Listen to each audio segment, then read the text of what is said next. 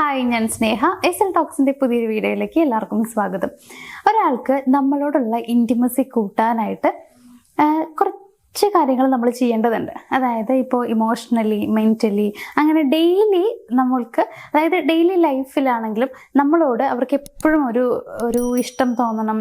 അതായത് ഭയങ്കര intimacy feel ചെയ്യണം. ഇമോഷണലി ആണെങ്കിലും ഒത്തിരി ഇൻറ്റിമസി അവർക്ക് ഫീൽ ചെയ്യണം എന്നുണ്ടെങ്കിൽ നമുക്ക് ചെയ്യാൻ പറ്റുന്ന കുറച്ച് കാര്യങ്ങളുണ്ട്.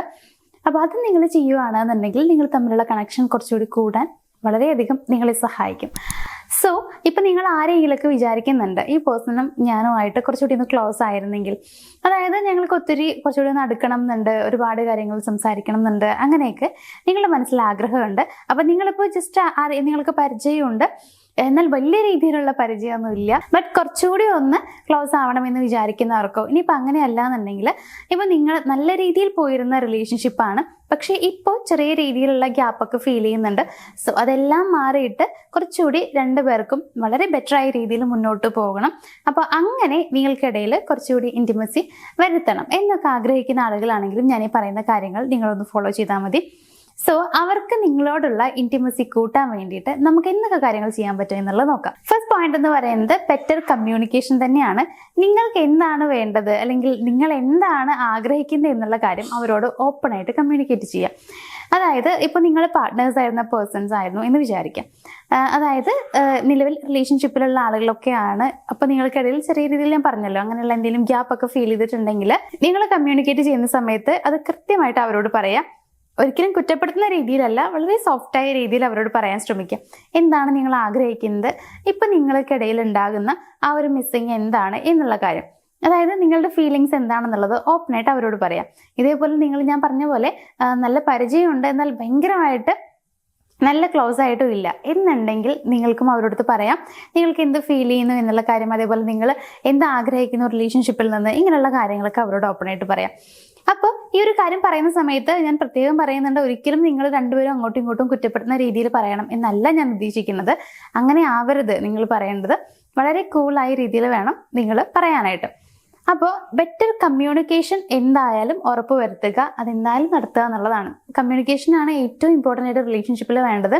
ഇതിപ്പോൾ നിങ്ങൾ അവരോട് പറയാൻ വേണ്ടിയിട്ട് മാത്രം കമ്മ്യൂണിക്കേറ്റ് ചെയ്യുക എന്നുള്ളതല്ല, ഡെയിലി കമ്മ്യൂണിക്കേഷൻ വളരെ ഇമ്പോർട്ടൻ്റ് ആണ്. രണ്ടാമത്തെ കാര്യം എന്ന് പറയുന്നത് ഇമോഷണൽ ഇൻറ്റിമസി ഉറപ്പ് വരുത്തുക എന്നുള്ളതാണ്. അതായത് അവർക്ക് നിങ്ങളോട് പറയാനുള്ള കാര്യങ്ങൾ നിങ്ങൾ നല്ല രീതിയിൽ തന്നെ കേട്ടിരിക്കുക. ഒരു ജഡ്ജ്മെൻറ്റോട് കൂടിയിട്ട് നിങ്ങളത് കേൾക്കാൻ നിൽക്കരുത്. എന്താണ് പറയണമെന്ന് വെച്ച് കഴിഞ്ഞാൽ അത് കൃത്യമായിട്ട് നിങ്ങൾ മനസ്സിലാക്കുക എന്നുള്ളതാണ്. ഇൻട്രസ്റ്റോട് കൂടിയിട്ട് തന്നെ അത് കേൾക്കാൻ വേണ്ടി ശ്രമിക്കുക.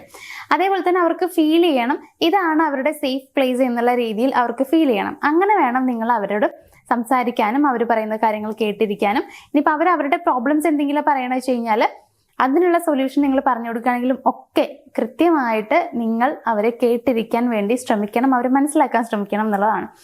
അപ്പോൾ നമ്മളിപ്പോൾ അവരെന്തെങ്കിലും പറയുന്ന സമയത്ത് അത് കേൾക്കാനുള്ള താല്പര്യം കാണിക്കുക, അത് ഫുള്ളായിട്ട് കേൾക്കുക. എന്നിട്ട് എന്തെങ്കിലും കാര്യങ്ങൾ നമുക്കിപ്പോൾ സംശയം ചോദിക്കാനുണ്ടെങ്കിൽ ചോദിക്കുക, അല്ലെങ്കിൽ ഒരു സൊല്യൂഷൻ പറഞ്ഞു കൊടുക്കാനുണ്ടെങ്കിൽ അത് പറഞ്ഞു കൊടുക്കുക. ഇങ്ങനെയൊക്കെ ചെയ്യുന്ന സമയത്ത് അവർക്ക് ഫീൽ ചെയ്യുന്ന കാര്യം, അവർ പറയുന്ന കാര്യം കേൾക്കാൻ നമുക്ക് താല്പര്യമുണ്ട്, നമുക്ക് അവരൊത്തിരി ഇഷ്ടമാണ് എന്നുള്ളതാണ്. അപ്പോൾ തിരിച്ചും അവരങ്ങനെ നമ്മളെ സ്നേഹിച്ചു തുടങ്ങും. മാത്രമല്ല അവർ ഇനിയും കുറേ കാര്യങ്ങൾ അവരുടെ മനസ്സിലുണ്ടെങ്കിൽ അതൊക്കെ നമ്മളുടെ അടുത്ത് പറയാനുള്ള സാധ്യത കൂടി കൂടുതലാണ്. അപ്പം ഇങ്ങനെ നമ്മൾ നല്ല രീതിയിൽ കേട്ടിരിക്കുമ്പോൾ തന്നെ അവർക്ക് നമ്മളോടുള്ള ആ ഒരു ഇഷ്ടത്തിൽ കുറച്ച് കൂടുതൽ അത് കൂടി വരാനുള്ള സാധ്യതയുണ്ട്. അപ്പോൾ ഇൻറ്റിമസി കൂട്ടണം എന്നുണ്ടെങ്കിൽ രണ്ടാമത് നിങ്ങൾ ചെയ്യേണ്ട കാര്യം എന്ന് പറയുന്നത് അവർക്ക് പറയാനുള്ള കാര്യം കേട്ടിരിക്കുക, ജഡ്ജ്മെന്റ് ഇല്ലാതെ കേൾക്കാൻ ശ്രമിക്കുക. മാത്രമല്ല അവരുടെ സേഫ് പ്ലേസ് നിങ്ങളാണെന്നൊരു തോന്നൽ അവരിൽ ഉണ്ടാക്കിയെടുക്കുക എന്നുള്ളതാണ്. മൂന്നാമത്തെ കാര്യം എന്ന് പറയുന്നത് ക്വാളിറ്റി ടൈം നിങ്ങൾ രണ്ടുപേരും കൂടിയിട്ട് സ്പെൻഡ് ചെയ്യാൻ ശ്രമിക്കുക.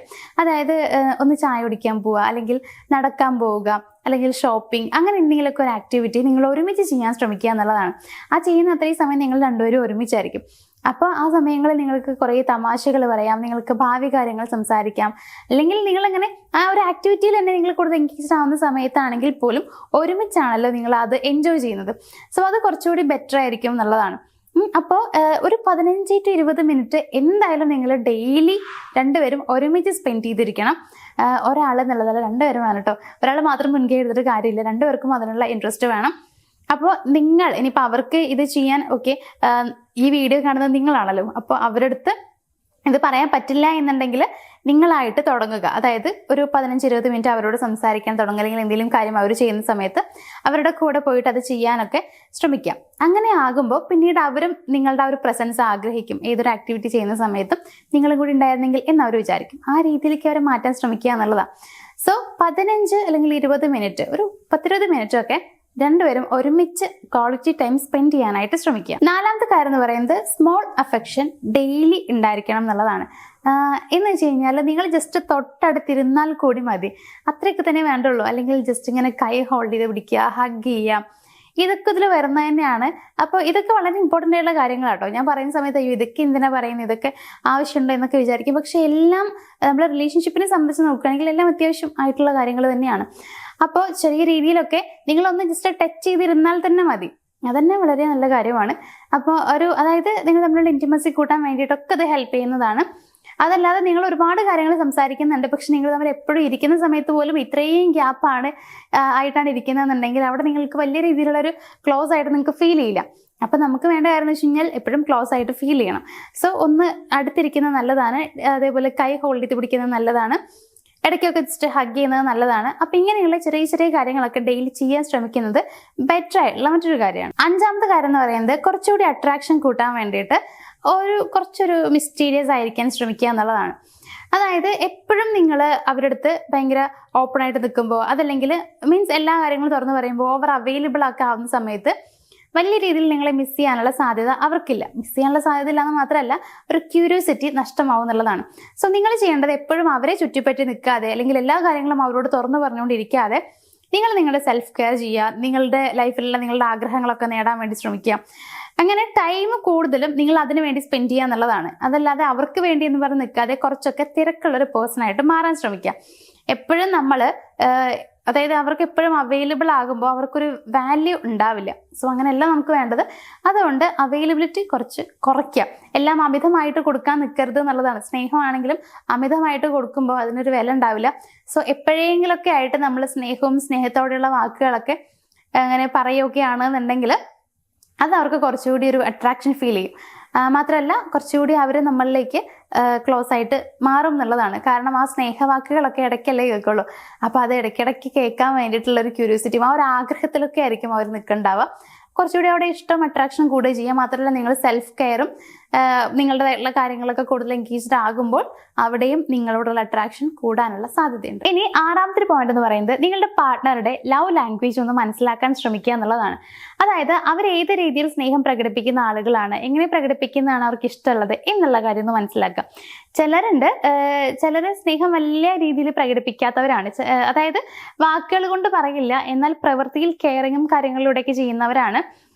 ഭയങ്കരമായിട്ട് ഇങ്ങനെ നമ്മൾ വയ്യാതിരിക്കുന്ന സമയത്ത് കെയർ ചെയ്യുക, വേണ്ടത് വാങ്ങിത്തരിക, ഇങ്ങനെയുള്ള കാര്യങ്ങളിലൂടെയാണ് ചിലർ സ്നേഹം പ്രകടിപ്പിക്കുന്നത്.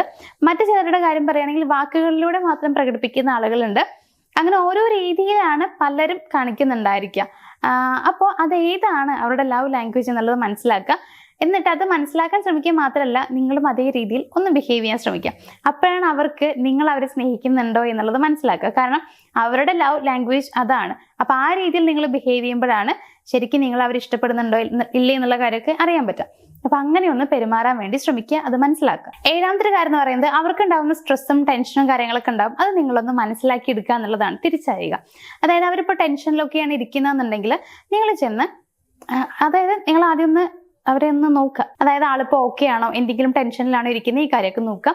ടെൻഷനിലാണെന്ന് ഫീൽ ചെയ്യുകയാണെന്നുണ്ടെങ്കിൽ അത് പോയിട്ട് അവരോട് അപ്പം തന്നെ ചോദിക്കണം എന്നല്ല, എങ്കിലും ജസ്റ്റ് ഒന്ന് കൂൾ ആക്കാൻ വേണ്ടി ശ്രമിക്കുക. അതവർക്ക് പറയാൻ താല്പര്യം ഉണ്ടെങ്കിൽ അപ്പോൾ പറയട്ടെ, ഇല്ലെങ്കിൽ ചോദിച്ച് ബുദ്ധിമുട്ടിക്കണ്ട.